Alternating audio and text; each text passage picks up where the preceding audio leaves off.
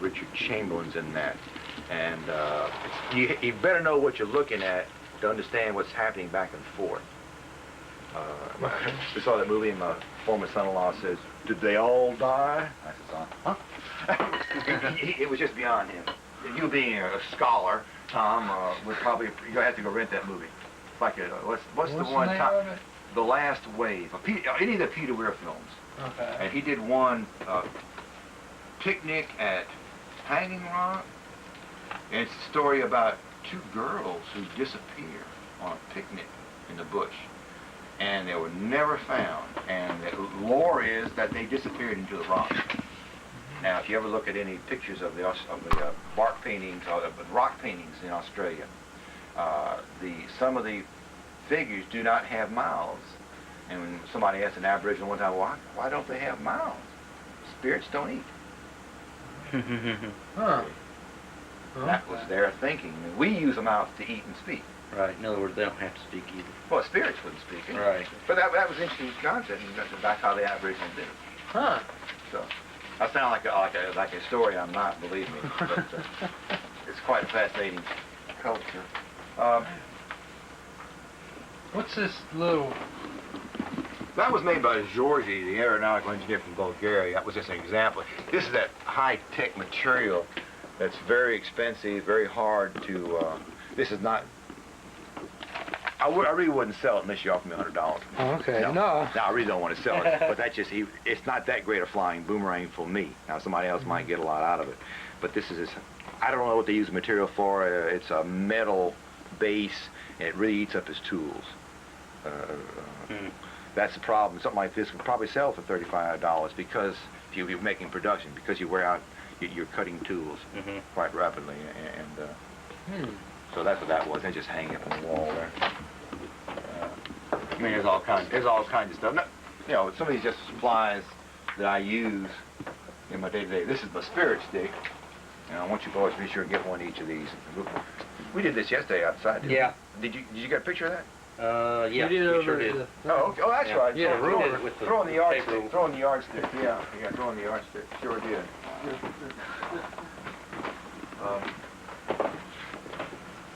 One of the things, Wally, you might just get a picture of this. Because these are boomerangs. These are all my personal kit. Many of them. Some of them are boomerangs I don't longer throw. But these are the typical boomerangs that people will complain about. And the reason, this part of the video, we just show people what the difference is. But look at the square edges. I mean, now if a person knew what they were looking, if somebody knew what they were doing, and they could find one of these, and this is what I call a banana shape. If they rounded it off and cleaned it up, they might get a boomerang for $3. Unfortunately, the wood's not that good. It's got good veneer on the outside, but the filler is some sort of a mahogany. It doesn't hold up.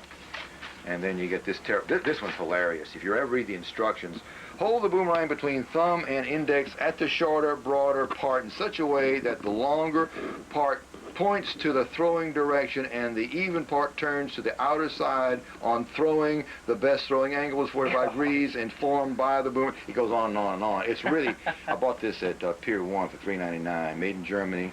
I said, it looks like the instructions were from English translated to Chinese, translated German, French, Latin, and back into English or whatever. Bizarre. This was one that I found out in the field. It was made in Taiwan, and it's a genuine American Indian symbol on here. But look at this piece of, it's bizarre.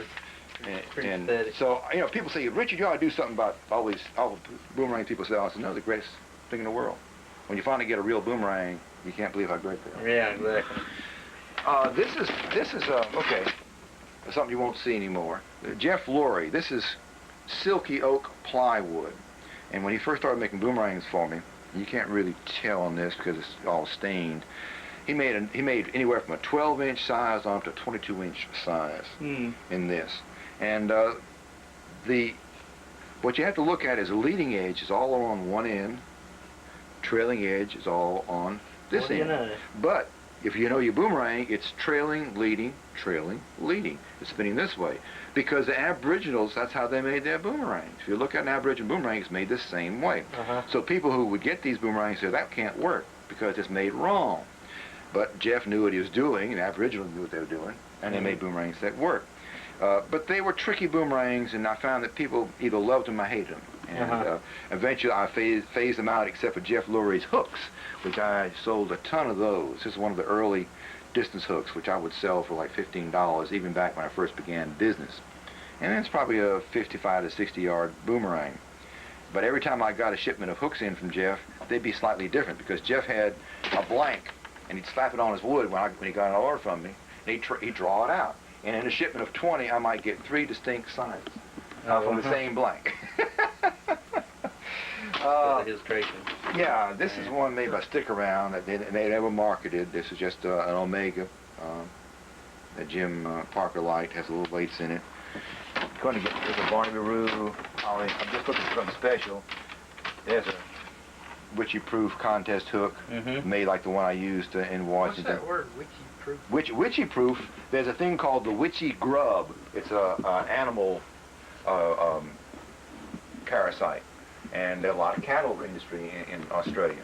So witchy-proof would be the area where there are no witchy grubs. Been proven that it's free of witchy grubs, or whatever. And that's what witchy-proof. And here's a left-handed Joe Timbery hook. Joe Timbery was one of the legendary Aboriginal makers and throwers. Duncan McLennan in Keating's Cross Climax was his big friend, and I had a bunch of these. That would really hurt when it came back. I bet so. So a lot of those.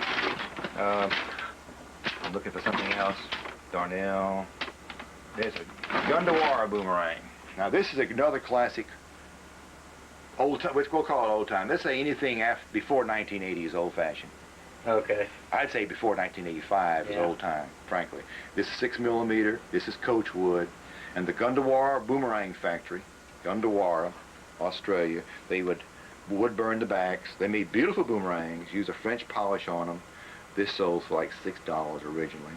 Like a 4-ounce boomerang, beautiful wood, had the little kangaroo and koala on it.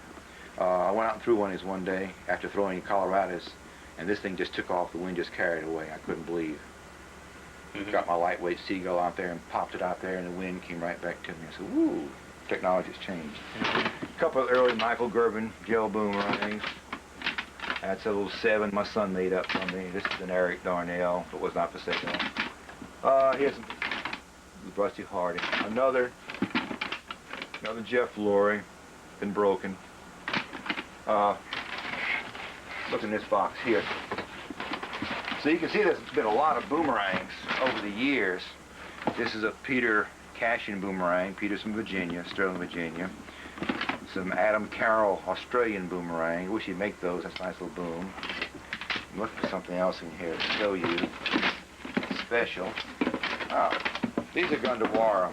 They were the first hook besides the witchy-proof boomerangs. We call that the Boomerangman hook. And we made it out of a cheaper lumber. Is that you on the front?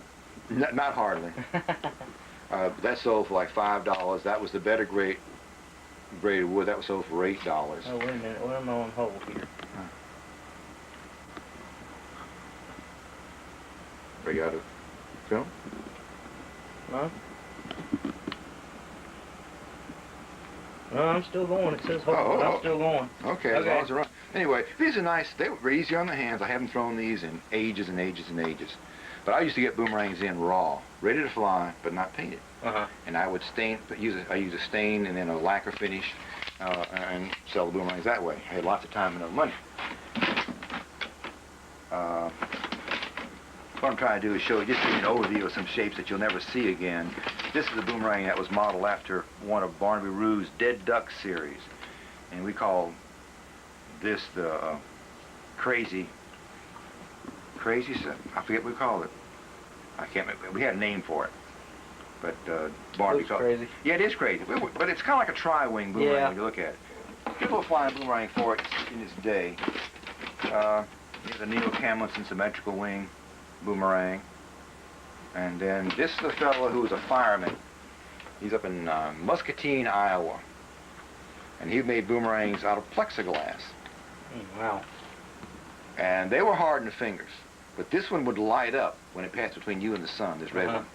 And then the ruby one, or the garnet one, a little smaller. It was modeled after a small witchy-proof boomerang. Then he did the mirrored boomerang. And his wife made up a little camo pack for it. Well, that's neat. Oh, they are neat. And he was riding to the post office one day on his motorcycle to send a load of booms to me, and a concrete truck ran over him. Oh, man. Wiped him out, wiped his collection out, and then he was studying to be a fireman, fire chief, and so forth. So other things came along, and people do other things. Let me see something here while we're digging down into the treasure. You people back home think you got boomerangs? Look at this. Look at this. Look at this. Oh my goodness, I forgot I had all these. Now, these boomerangs are what I sold in my hobby shop. I had a friend who was flying F-4s in Vietnam, came home, and he had one of these boomerangs with him. And he said, you can even catch them. I said, come on, you can't catch a boomerang. We went out to the same park we threw in yesterday. And by golly, it flew. So I wrote this guy, and I was selling these boomerangs in 1971, 70, 71, 72 for like $8. That's when a Coke was a nickel. Give you some idea. That was a lot of money. And I had 12 and 14-year-old kids who would buy them. We'd go to the park and try to throw these things. Nobody knew what they were doing. And over a period of years, I probably got 20 or 30 from this fellow. When I got into the boomerang business, I wrote this man, and he never answered me back. And so I had a hard time, but I wanted to sell this boomerang. After learning how to throw a boomerang and making them work, I found out these really weren't that great a boomerang. But they worked. Yeah. But they were made out of coach wood, and they were real nice. This is a big, feel the weight of that, Tom. That's a Herb Smith. Herb Smith. Oh, I pulled one of the weights out of it. This is a Gunter Veet hook made out of like a Smith boomerang. Yeah, Herb Smith. Gosh, isn't that heavy?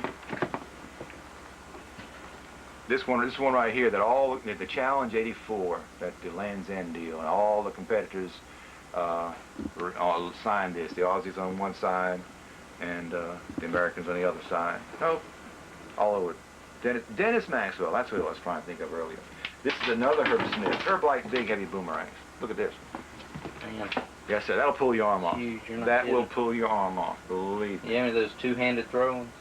Well, no, nothing like that. Anyway, this box is, this is a Black Prince, Black Knight, great flying Herb Smith boomerang. This is a Greg Orlando, you find him in the kite